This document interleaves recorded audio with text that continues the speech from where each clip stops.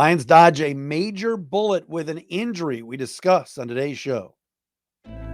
You are Locked On Lions, your daily Detroit Lions podcast. Part of the Locked On Podcast Network, your team every day.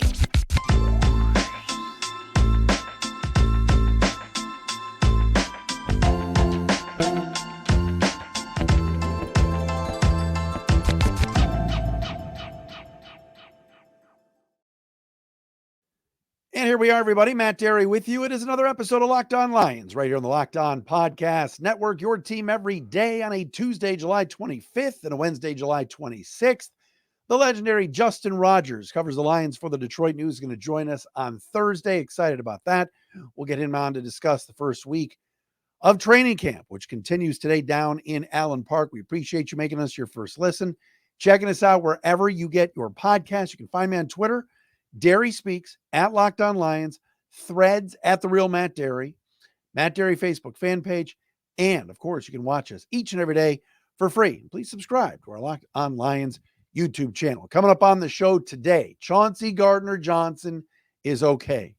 And this is wild because in past years, past decades, this wouldn't happen to the Detroit Lions. I'll explain coming up momentarily on the program. Also, Teddy Two Gloves, Teddy Bridgewater, Teddy Jam for Me, Bridgewater.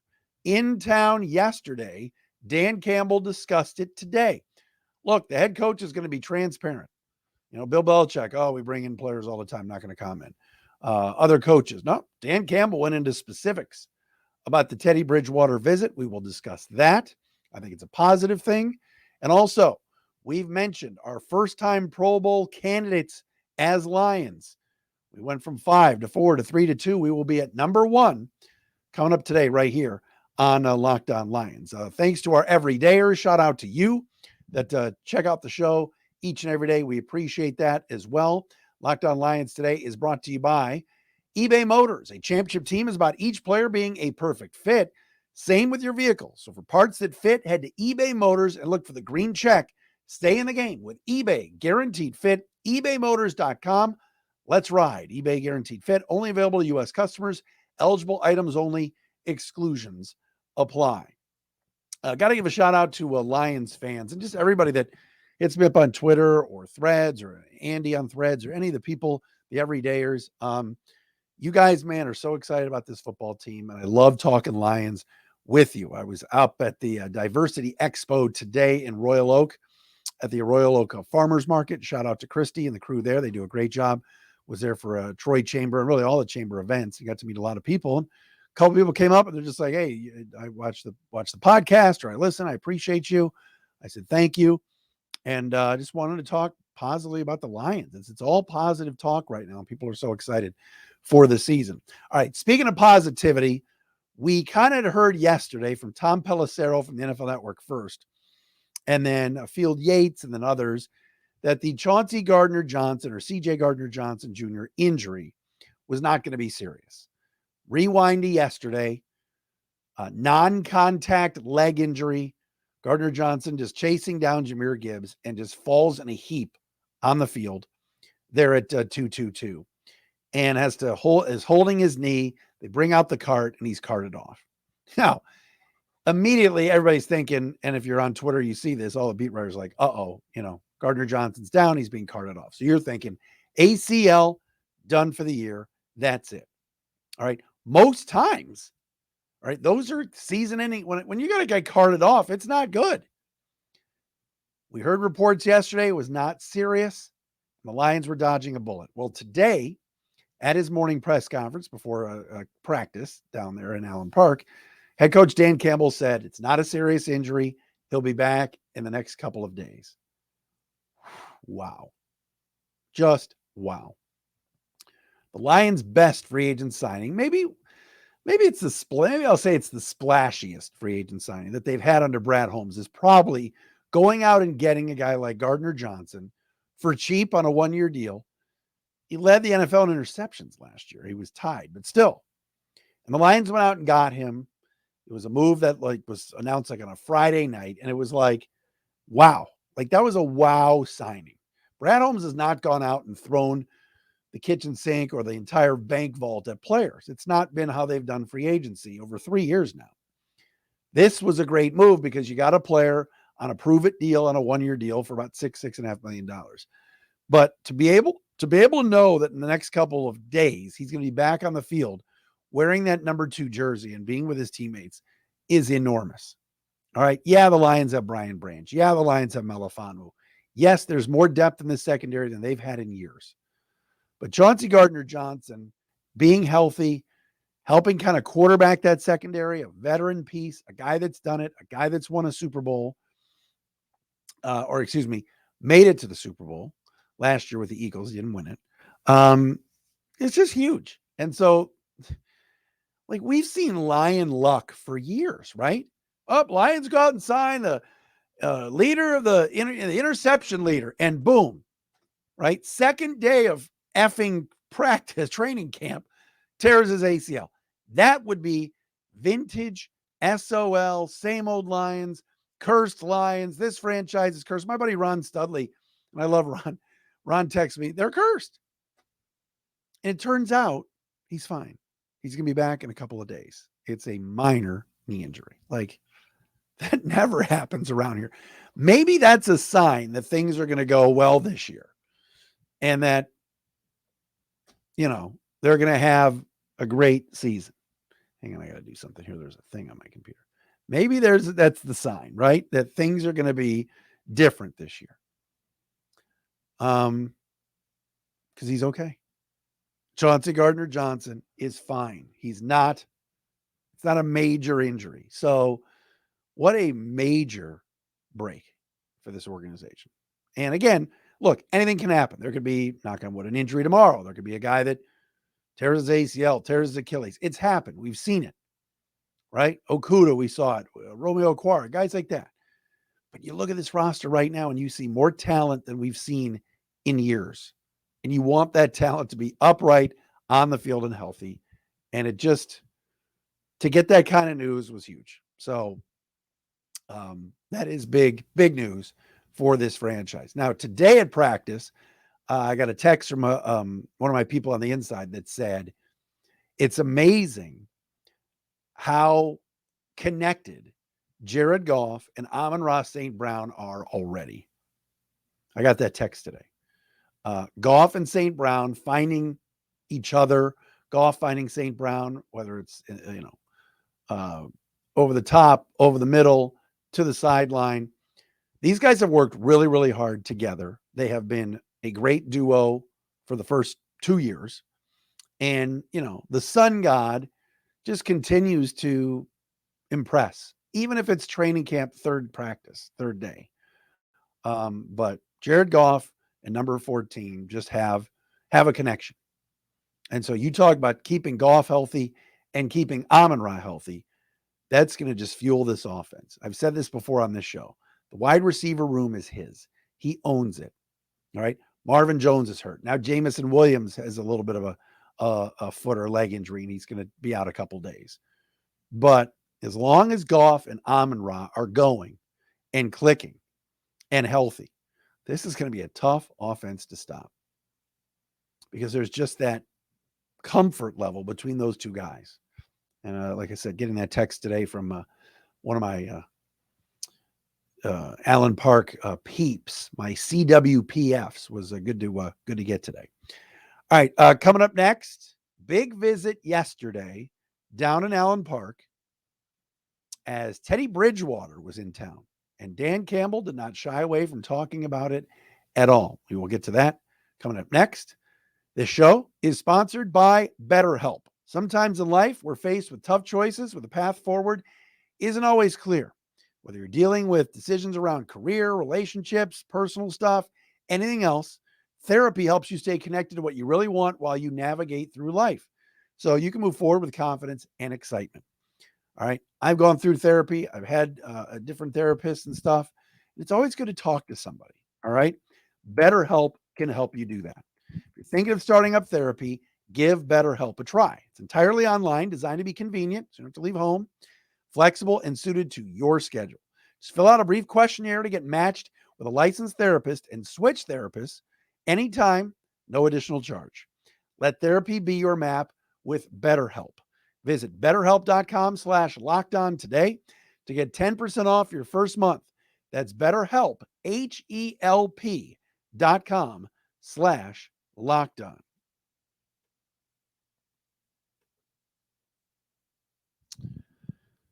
All right, folks. So it came out right after I was done recording the podcast yesterday. And some of you, including my friends on YouTube, were like, whoa, what are we talking about Teddy Bridgewater? Okay, I had to wait till today. My apologies. But yes, the Lions did indeed host free agent quarterback, former Saint, worked with Dan Campbell, worked with Aaron Glenn, teammates with Alex Anzalone, teammates with CJ Gardner-Johnson.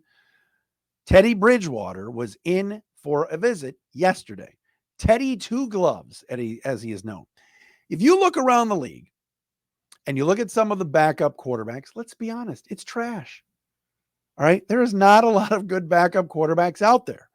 Teddy Bridgewater, I think, has always thought in his mind that he's a starting quarterback in this league, whether it was in Miami, whether it was in New Orleans, whether it was in Minnesota. Teddy Bridgewater has gotten opportunities to play, but he's really not a starter. He's a high-end backup. And so yesterday he came in to visit. There's been speculation about Teddy Bridgewater to the Lions. There have been reports that the Lions have offered him a deal months ago. And yet here he is remaining unsigned in July. Now, for a veteran like Bridgewater, who's 30 years old, it's probably like, I don't need to go through training camp. The same thing Ndamukong Suh is doing right now. Damo, the former Lion, is waiting for a team to call, and he'll show up in September, October, and play on a contender. But Teddy Bridgewater, I think, is looking for the right situation. I think he wants to probably go somewhere where he has a chance to start if the starting quarterback fails early on. He was in Miami last year, and you knew he was going to get a chance to play because Tua's crazy with the football and running around and has concussion history. But he's not going back to the Dolphins this year, and he's not been signed by anybody. Head coach, the Danimal, Dan Campbell, spoke today about Bridgewater and said, we'd love to have him.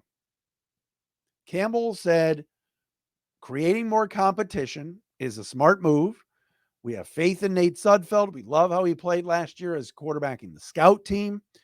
And if we had to go into the season with him as our backup, we'd be fine with it. But why not add more players and add competition in any of the rooms? And that includes quarterback. Let's be honest, folks. Hendon Hooker is not going to play this year. It's not. He tore his ACL in November at Tennessee. He's a rookie. He's not even practicing yet. He's way behind.